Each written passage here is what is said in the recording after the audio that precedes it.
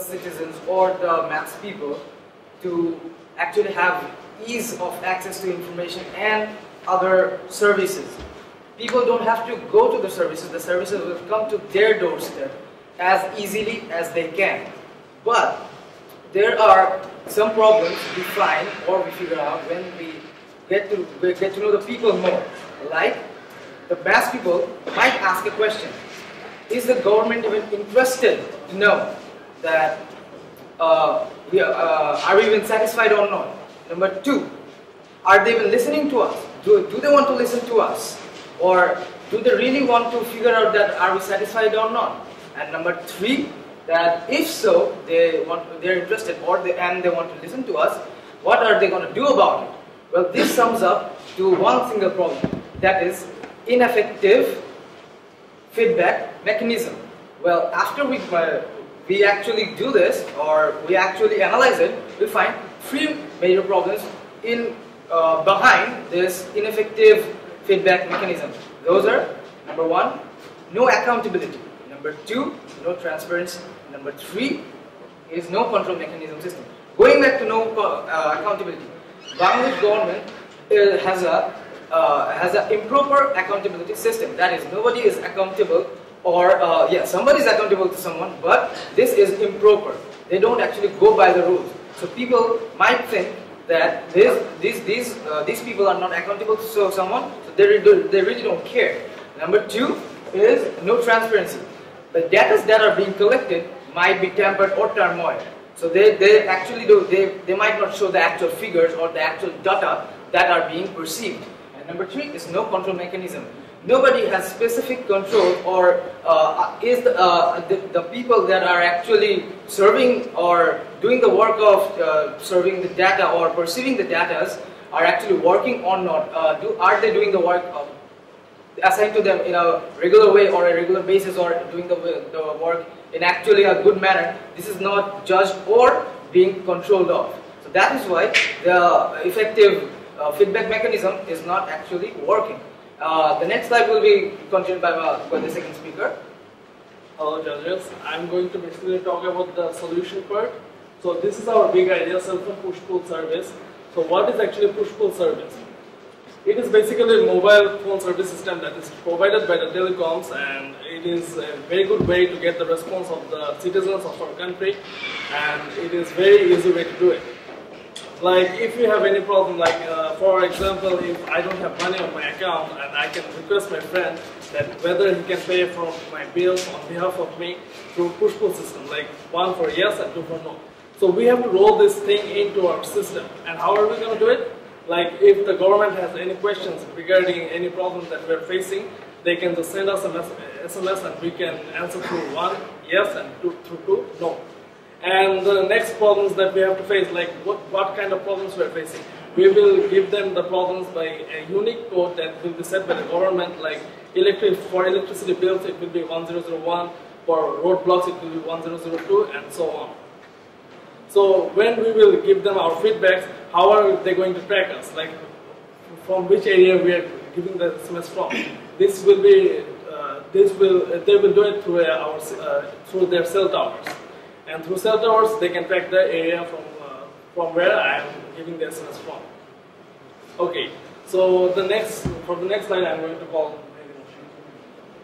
I have another slide, which is the implementation of one. So why they are going to give us the feedback? They will give us the feedbacks because if they think that this is impactful and this is very effective, they will give the feedbacks anyway to get rid of the problems. And for some extra incentive, we can give them 10 SMS, which will be free of cost. Like, it will be free of cost because the telecoms will give it as a CSR activity. Like, this is the thing. So,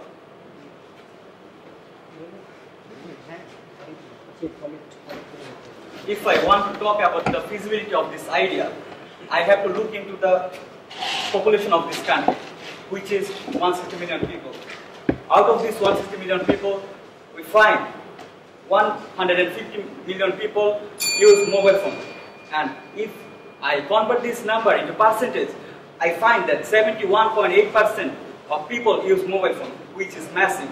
And we can reach this number of massive people by using our idea, which is push-pull method, push-pull SMS service. And I believe, if we implement in a proper way, we can be successful. Then, next slide.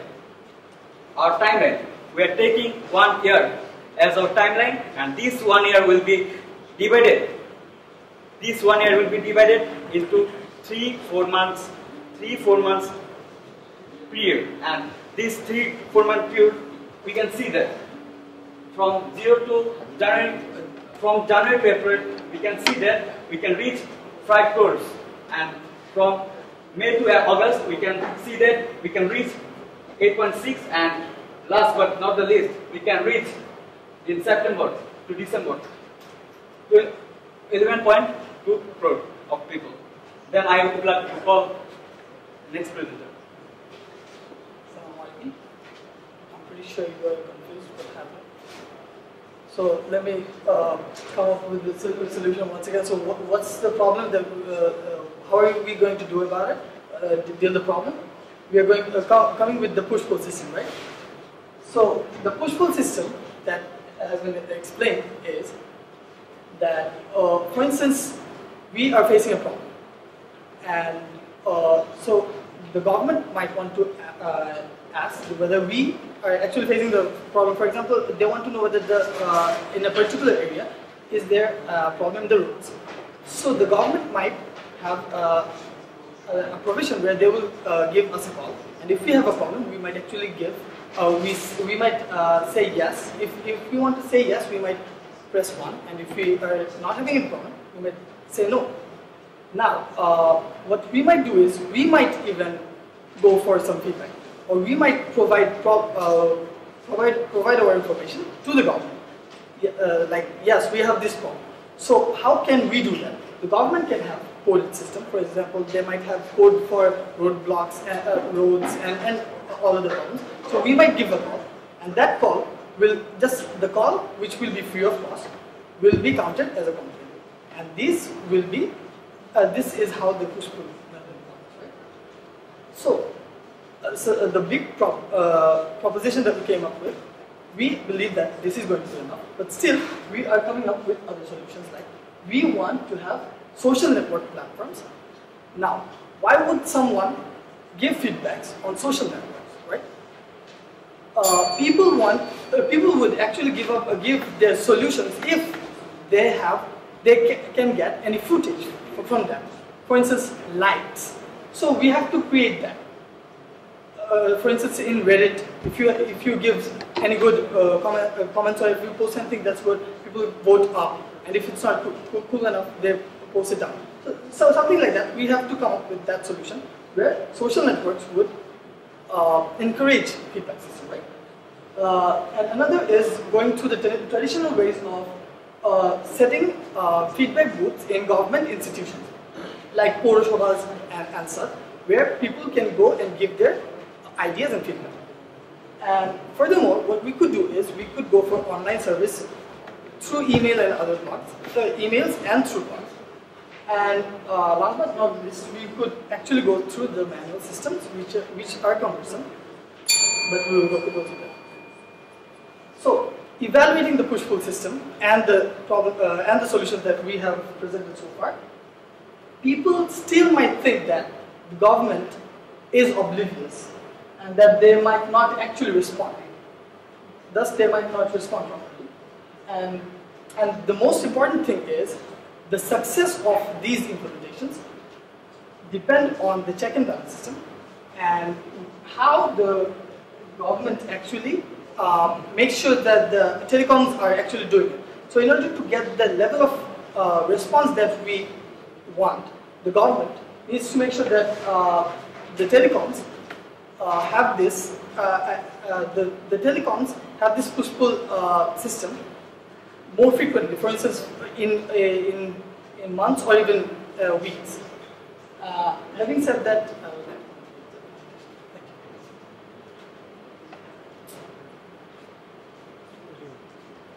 do you think your 11.3 crore reach is realistic?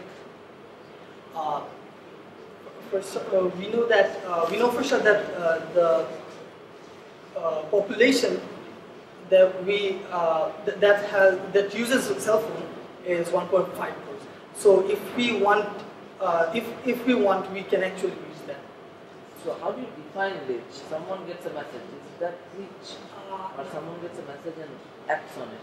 So what's your conversion factor? What percent of those 11.3 crore do you think will take some action and lodge a complaint? Okay. To do that, we have to incentivize, provide incentives to the people to act upon it, right?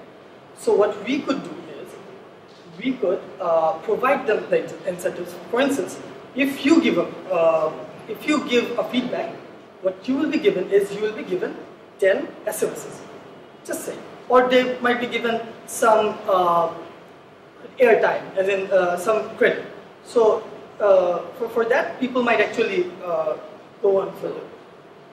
Correct me if I'm going overboard here, right?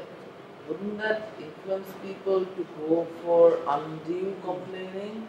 It's like, I have thousands of things to complain about. The AC is too cold, the AC is too hot, the roads are not aligned properly, there's traffic jam, I don't have water in my house, the water doesn't look the right color, the food tastes bad. I have thousands of complaints. So, don't you think people will, Abuse it. try to get something extra out of it, which is not due? The government might select top 5 problems, like which will be the electricity, gas bills. The government already knows the top 5 problems. Yeah, and act upon it as such. So they can act upon it without the complaint management system, right? Because they already know the top 5 problems. If we ask all 4 of you what are the top 5 problems, at least 4 of them will be common for all 4, right? Traffic jam will be there, poor condition of the roads may be there, lack of electricity may be there, the lack of proper sanitation system may be there, right? Lack of proper garbage disposal may be there. So these are all common problems. The government already knows. So what's the point of a complaint management? We have to concentrate on which area we don't know. But if the people give feedback, we will know it. So if people abuse the system and give, wrong feedback, you'll already deviate from the problems that should be addressed first. Right? So incentivizing them in this manner doesn't really work. Yes, you can incentivize them. How? By solving the problem. That's an incentive on itself. Right? But giving them 10 extra SMSs, it's not a proper incentive. If they believe that this thing will be effective, they will give us the feedbacks to get rid of the problems. Yes, but giving them 10 text messages will really work. Right. I just have one question. In your solution, in your proposal, you have relied heavily on the telecoms, right? They are basically your medium through which you want to implement your system. Why would the telecoms do it? It's the part of the CSR activity. CSR is one thing, but you do understand the level of, involvement here. The volume. Yeah, the volume. Okay. CSR can be done, say, for instance, of all my revenue, I can invest 1% in CSR. That's reasonable. But would the telecoms be willing to spend this much? If they do, we believe that they will. And if they do, there will be provided subsidies. There might be provided subsidies for that, and the CSRs will have a positive impact on their images as well. That is a major policy assumption you are making. Yes, the telcos will be given subsidies in a time when they are trying to be squeezed out of. Anyway, sir, thank you so much. Yeah. আমার আসলে তেমন কিছু একটা বিষয় ছোট্ট, সেটা হচ্ছে যে আপনাকে যদি এটা দেওয়া হয়, আপনি জানা চাচ্ছেন ইমপ্লিমেন্ট করার জন্য, হ্যাঁ, তো আপনি কীভাবে শুরু করবেন? সব আপনার যা যা দরকার উনি আপনাকে সেই ব্যবস্থা করে দেবেন। শুরুতে একদম প্রথম কাজটা কী হবে? First of all, what we would do is we will have a specific set of problems, and then we would ask. The calls will be coming from the government, and if you say yes or no, based on that, we will get the information. Yeah. So, for instance, we can get the information from the towers that yes, this area has this problem. For instance, the road problem. So if we get that, if we get yes from majority, then we'll act upon. Later on the stages, we will further improvise. আচ্ছা, আমি যেটা জানতে চাচ্ছিলাম সেটা হচ্ছে যে আমার নাকি একটা বড় কাজ শুরু করার আগে পরীক্ষা করা দরকার। Pilot implementation. হ্যাঁ, pilot implementation। ঠিক আছে, thank you. Thank you. Yes,